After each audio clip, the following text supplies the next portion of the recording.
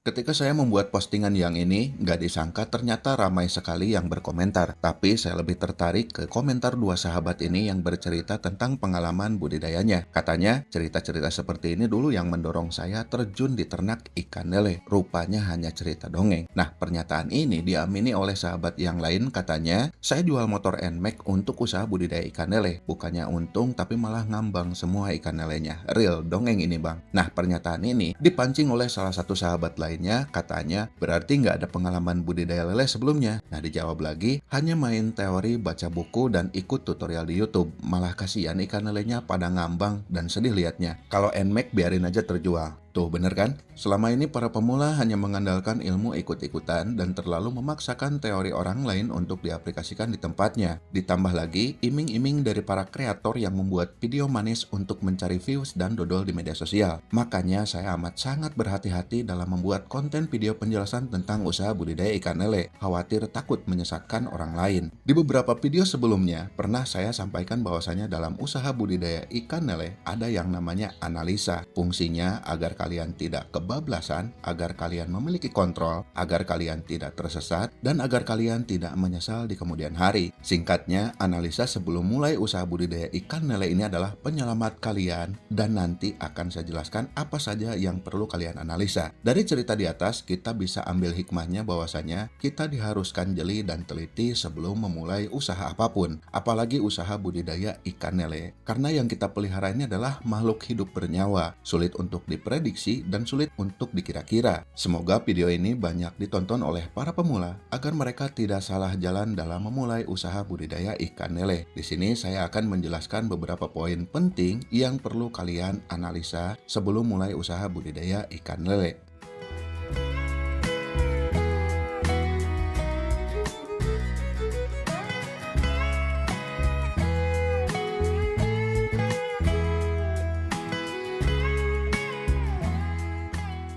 Yang pertama, analisa modal. Sebelum jual motor NMAX, kenapa tidak kamu pertimbangkan dulu untuk menggunakan modal seadanya? Lagian kan masih belajar. Di luar sana banyak orang yang menggunakan modal seadanya untuk mulai budidaya ikan lele dan masih bertahan sampai saat ini. Untuk menjalankan usaha budidaya ikan lele, diutamakan modal dingin, bukan modal pinjam sana-sini, apalagi pinjam ke bank alias modal panas. Karena kalian masih pemula dan masih belajar, semuanya masih belum menentu. Yang kedua, analisis lahan dan kolam. Diusahakan jangan dulu menggunakan lahan sewa atau lahan kerjasama dengan orang lain, apalagi sampai menjual motor NMAX untuk sewa lahan orang lain. Utamakan lahan milik sendiri dulu, lalu kalian ukur kira-kira muat untuk buat berapa kolam dan tentukan ukurannya berapa. Sesuaikan dengan segmen budidaya yang akan kalian jalani. Untuk bentuk kolam kalian bebas pilih sesuai dengan keinginan, mau bentuk kotak ataupun bentuk bulat. Analisa juga sumber air yang ada di tempat kalian. Diusahakan jangan sampai susah air karena usaha budidaya ikan lele itu erat hubungannya dengan sumber air. Yang ketiga, analisis kendala. Pelajari apa saja kendala dalam budidaya ikan lele, dari mulai perubahan musim, penyakit ikan lele, sampai pemasaran ikan lele, agar nanti pas kamu mulai tidak terlalu kaget saat menemui kendala. Sekaligus, cari solusi untuk mengantisipasinya. Kalian bisa menjadikan channel saya ini sebagai referensi untuk mengetahui apa saja kendala dalam budidaya ikan lele dan bagaimana cara mengantisipasinya. Tulis di kolom komentar apa kendala kalian, karena setiap pertanyaan yang relevan pasti akan saya jawab melalui video pendek. Yang keempat atau yang terakhir adalah analisis pangsa pasar. Dari semua analisa yang kita lakukan ini, yang paling penting yaitu analisis pangsa pasar. Sebelum mulai budidaya ikan lele, coba kalian tanya diri masing-masing, sanggupkah kalian memasarkan ikan lele hasil panen nanti? Kalau memang sanggup, kemana kalian akan menjualnya? Dua pertanyaan ini saja dulu yang paling penting yang harus kalian pikirkan. Jangan sampai ikan lele sudah masuk ukuran panen, kalian kebingungan menjualnya kemana. Coba kalian analisa seberapa besar tingkat konsumsi masyarakat di daerah kalian akan ikan lele dengan cara mengetahui seberapa banyak pedagang pecel lele dan seberapa banyak pedagang ikan lele di pasar. Jangan lupa juga cek harganya berapa. Jika dirasa menjanjikan, berarti peluang usaha budidaya ikan lele di tempat kalian itu terbuka lebar. Tapi jika sebaliknya, maka pikir ulang untuk usaha budidaya ikan lele daripada nanti berkata ternak lele susah jualnya.